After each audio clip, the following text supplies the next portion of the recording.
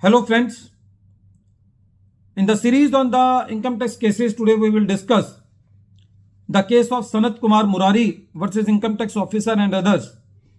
This case has been reported in 455 ITR at page number 370. The matter has been decided by Karnataka High Court and the date of the judgment is 24th May 2023. As all we know, with the amendments by the Finance Act 2021-22 and further, there are C changes in section 147, 148, 149, due to which a flood has come into the High Courts in the form of writ petition against the notices under section 148, assessment orders under section 147 read with 148.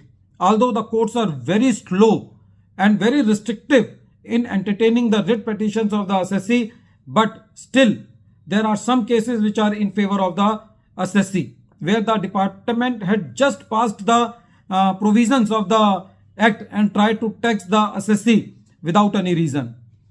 This is one of the best example of this thing. In this case, for the assessment year 16-17, that is beyond 3 years, the notice under section 148A clause B was issued to the assessee on the allegation that the assessee has made a sale of a property of rupees 55.77 lakh and the income escaping assessment is there of 57.77 lakh. Because in section 149 subsection 1 clause B, for going beyond 3 years, the department has to prove that the taxable income of the assessee is rupees 50 lakh or more which has escaped assessment. But what is the interpretation of this taxable income according to section 149 subsection 1 clause B? On this, the court has deliberated in this case.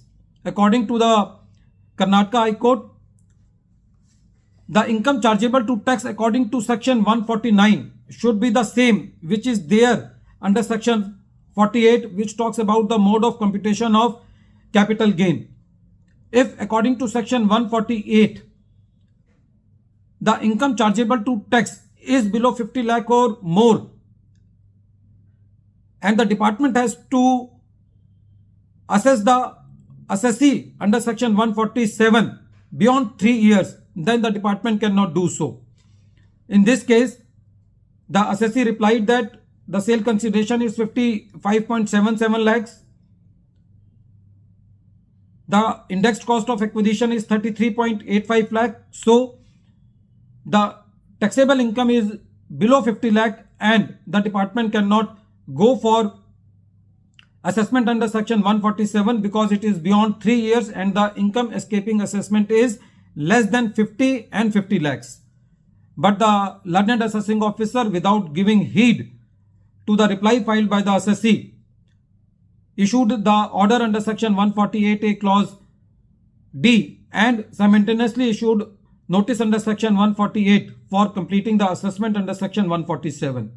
The assessee moved to the High Court, and when the court see the matter, the court was of the opinion that the assessing officer has not considered the reply of the assessee. It is a clear case where the income chargeable to tax is below 50 lakh, so the department cannot take the benefit of the extended period under section 149 subsection 1 clause B, and the plea of the department that at the premature stage, that is issuing of the notice, the net income should not be considered but the sale consideration should be considered, was not accepted by the Karnataka High Court. The Karnataka High Court was of the opinion that the learned assessing officer has not applied his mind and has not considered the correct legal position for section 149 subsection 1 clause B, which says that only if the income chargeable to tax under section